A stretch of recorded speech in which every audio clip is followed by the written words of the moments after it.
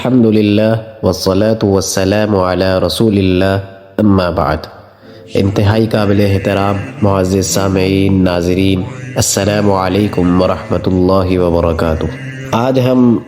جس حدیث مبارکہ کا مطالعہ کرنے جا رہے ہیں، جس کو سمجھنے جا رہے ہیں، اس کا موضوع یہ ہے کہ جس کسی بستی میں، کسی علاقے میں، کسی معاشرے میں یا دیہات میں جماعت کے ساتھ نماز نہ ہو تو اس بستی کے ساتھ انجام کیا ہوگا۔ حضرت ابو درداء رضی اللہ عنہ فرماتے ہیں کہ نبی اکرم صلی اللہ علیہ وسلم نے فرمایا کہ جس کسی بستی یا دیہات میں 3 مسلمان ہوں اور وہاں جماعت کے ساتھ نماز نہ ادا کی جائے، اس بستی پر تو ان لوگوں پر شیطان غلبہ پا لیتا ہے۔ تو اے مخاطب، جماعت کے ساتھ نماز پڑھنے کو اپنے اوپر لازم کر لو، کیونکہ بھیڑیا یا صرف اس بکری کو کھاتا ہے جو اپنے چرواہے سے دور اور اپنے گروہ سے الگ ہو جاتی ہے۔ اس حدیث مبارکہ سے ہمیں یہ حقیقت معلوم ہو جاتی ہے، اس طرح ہم نے پہلے بھی سنا ہے کہ باجماعت نماز ادا کرنے کے کیا فوائد ہیں، کہ روحانی اور جسمانی لحاظ سے ایک مسلمان کو باجماعت نماز ادا کرنے سے کیا فائدے ہوتے ہیں۔ تو اسی طرح اس حدیث مبارکہ میں اللہ کے نبی علیہ الصلوۃ والسلام نے یہ حقیقت بتا دی ہے، یہ حقیقت بیان کی ہے کہ جماعت کے ساتھ نماز پڑھنے والوں پر اللہ کی رحمت ہوتی ہے اور وہ ان کی حفاظت کرتا ہے۔ لیکن اگر کسی معاشرے میں یا کسی جگہ پر، آج کل کے معاشرے میں ہم دیکھتے ہیں کہ مسجدوں کے اندر نمازی کم ہوتے جا رہے ہیں، افسوس کے ساتھ یہ کہنا پڑتا ہے کہ کئی نمازوں کے اندر مسجد کے اگر ملازم نہ ہو، مسجد کے اندر کام کرنے والے اگر ملازم نہ ہو تو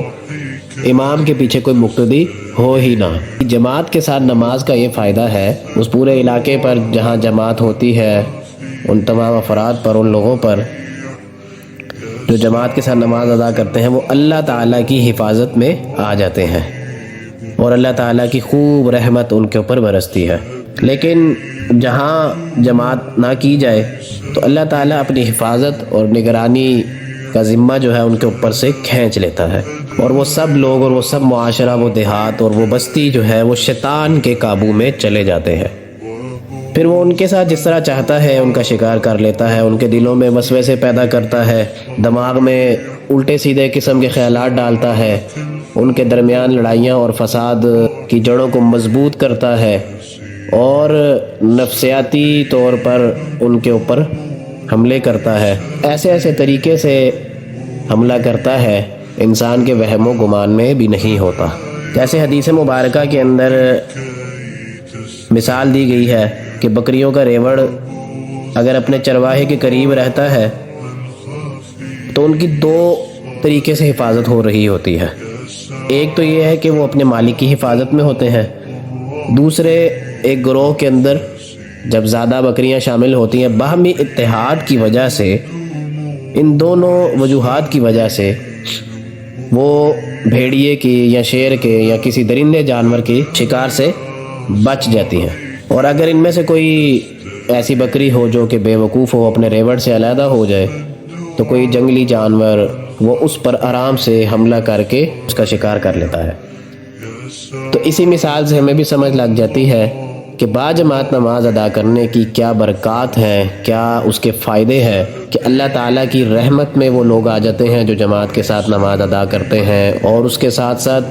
پابندی کے ساتھ باجماعت نماز کا اہتمام کرتے ہیں۔ تو اللہ تعالیٰ سے دعا ہے کہ ہمیں اپنی نمازوں کی قدر کرنے کی توفیق دے، ہمیں اپنی نمازوں کی فکر کرنے کی توفیق دے، اور ہمیں باجماعت نماز ادا کرنے کی، وقت پر ادا کرنے کی